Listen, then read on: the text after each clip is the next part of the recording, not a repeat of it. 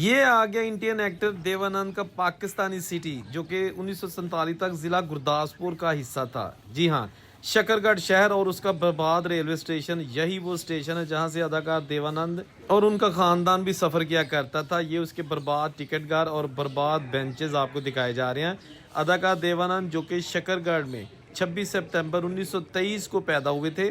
ابتدائی تعلیم تو انہوں نے شکرگڑھ سے ہی حاصل کی، لیکن بعد میں BA انگلش لٹریچر میں کرنے کے لیے وہ گورنمنٹ کالج لاہور چلے گئے۔